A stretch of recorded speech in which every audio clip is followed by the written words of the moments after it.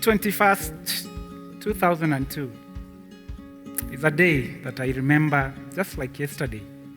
It was during the FIFA World Cup in Korea, Japan. And on that day, at 11 a.m., there was a great match that everybody wanted to watch. That was England versus Brazil. At the time, I was doing my teaching practice in some small school deep in the intestines of Kakamega County. Our school is called Huisero Secondary School. That morning, together with other teachers, we sneak from school and we go to Huisero Market to watch this match.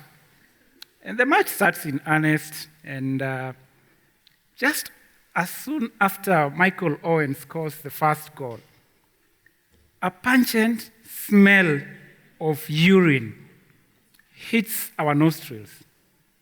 And everybody in that congested room is complaining, wondering, where is this smell coming from? Including me, who was the source of that smell. You see, friends, I had failed to control my urine that day. I just basically wetted my pants, and so there was this smell around. At halftime, is it halftime or halftime? It's halftime. As everybody went out to just catch some fresh air, I was ashamed. I didn't go back for second half. I was just praying to God, asking God, for how long will this happen? Because that was not the first time it was happening. So let me take you back to where this all began. I was born a normal boy and was destined to grow up normally, like all of you here have done, and congratulations. Until when I was one, then through some medical checkups, it was realized I had some serious congenital problems with my kidney. And it meant that, and I'm told, I had serious problems passing urine. It was painful. So we started a journey in and out of hospital that I still do today. And when I was 3, together with my parents, we flew all the way to Russia to seek medication. We had surgery, which I can say was successful because I could now pass urine so well that I couldn't stop passing urine. The surgery had come up with a new problem. That problem is called incontinence. Incontinence, in layman language, is inability to control your urine, so it just passes. But you accepted it because it was better than the previous problem, and there was no pain. And I remember with my parents, father and mother, us boarding a matatu all the way from Russia back home. Yes, we did. Russia happens to be the Nyanza Provincial Hospital here in Kisumu. That's how we used a matatu and got home. To a life of shame. People are either they pity you, they ridicule you because you always wait around your shorts and smelly, or others just point at you as, that boy. Except my family. They accepted me the way I was. They did not judge me at all. And my father, who is here, kept on writing letters to all hospitals, telling them about the story of his son.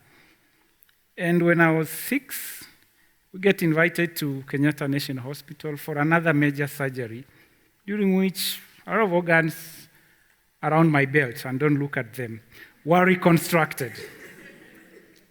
But that did not sort my incontinence. I continued suffering. At that time, my age mates are socializing, they're playing, and they're going to school. So my father says, I need to go to school, and he goes to approach nursery school back at home and sees Mwalimu Selna, who was in charge of the nursery, and tells her that I have a boy who is sickly and who is smelly and who cries a lot. Would you please take him to the school? So Mwalimu Selina accepts me, and I go into this nursery school in third term. And 3 months later, I've passed. I think majorly because my father, afraid that I may never go into real schooling, had done a lot of homeschooling. So I'm ready to go to primary school. Next year, January, my father does the same thing. He goes to see the headmaster of the nearby primary school. Tells him the same story. You remember it. I have a son who is what? Sickly, smelly, and cries a lot. And he writes a letter to that effect. I learned into primary school. Initial days, there is ridicule, there is shame. There are people who are wondering, some complaints. But I was very lucky because the headmaster had told all the teachers, and they really took care of me like their children.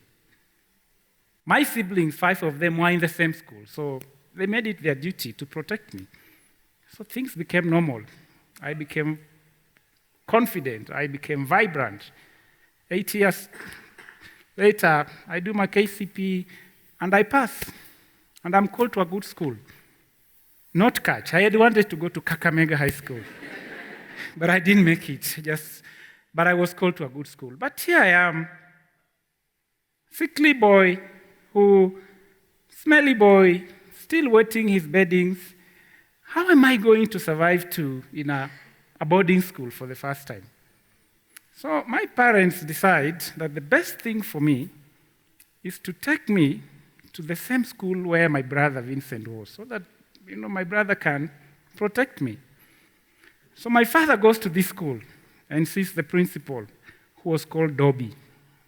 And you know what he told him? What did he tell him? That I have a boy who's what? And Dobby says, bring him on.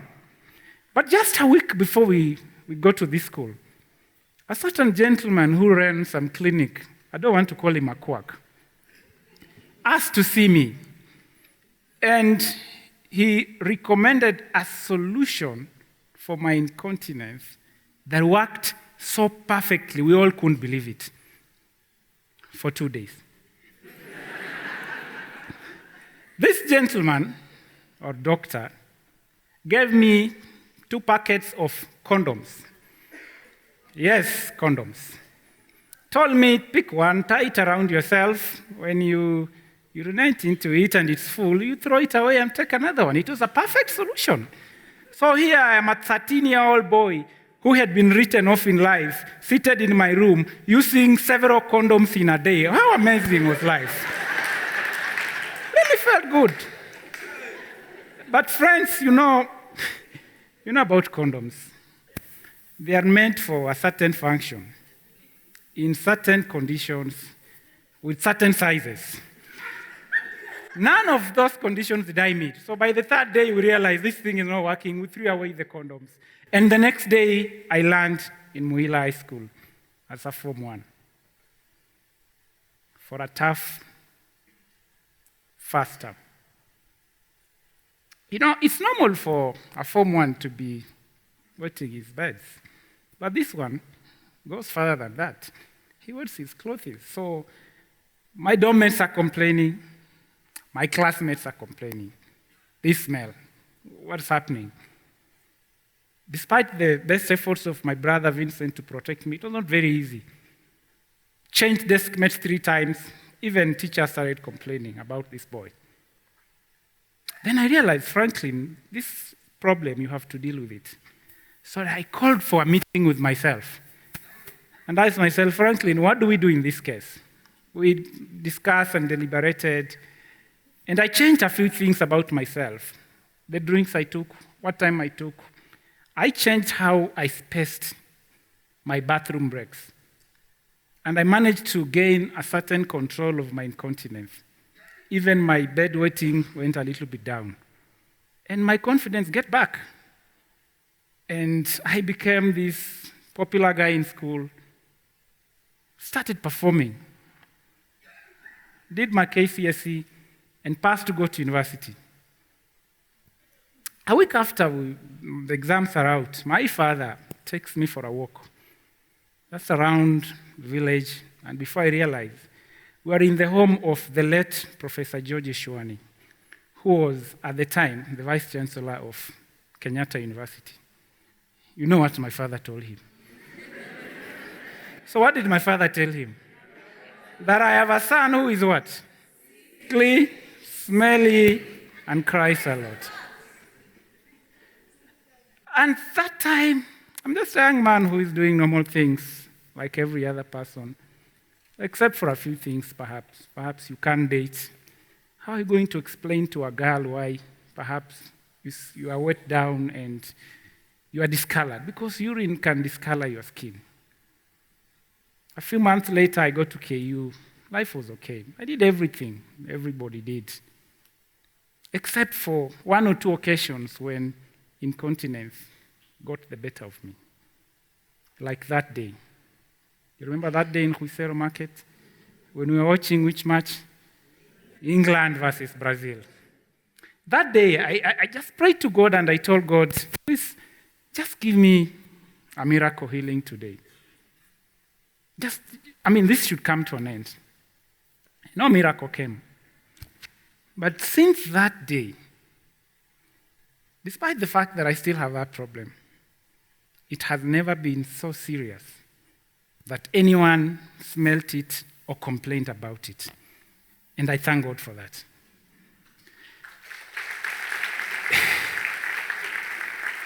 I look back and I realize that love is a strong thing.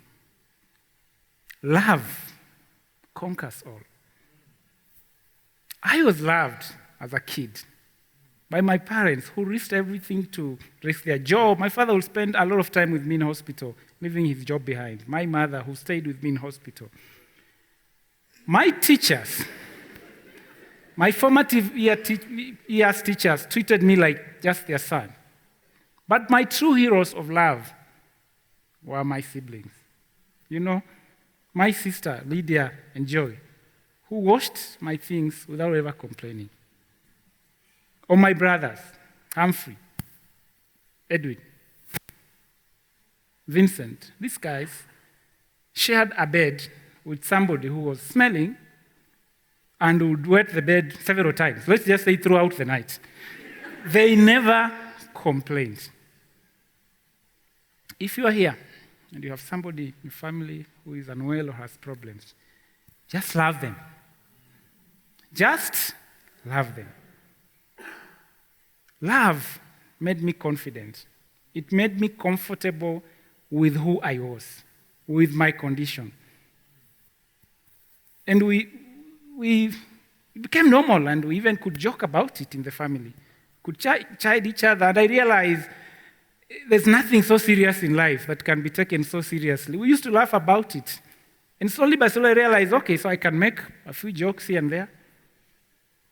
And it became my coping mechanism. So if I went to a room and somebody will say, oh, there's something smelling here, I will say, or is it you? So it becomes a joke and people will forget about it and the attention will move from me. It helped me to cope in secondary school. It made me to thrive in, college? But humor and jokes has made me to prosper in the workplace because I am able to ask questions that people will never ask. There's no session so serious for me. Humor has also done a few other things for me. It has enabled me, it gave me confidence to perhaps approach a girl or two, date them. There's a lady called Jackie. By the time she was realizing, she fell in love with my jokes and humor. By the time she was realizing there are a few things below the belt, she was already in the box. and we got married 5 years later. We are raising a funny family. And humor has given me some money. A few years ago, I was bold and foolish. I go to Sunday Nation and tell them, I can write for you, some jokes, because they were struggling at that time, I think, to replace Whispers, Son of the Soil. So they tell me, let's try, write 1, 2, 3, let's see how the feedback is. Cutting a long story short, 3 months ago. Staff Room Diary by Mwalimu Andrew in the Sunday Nation.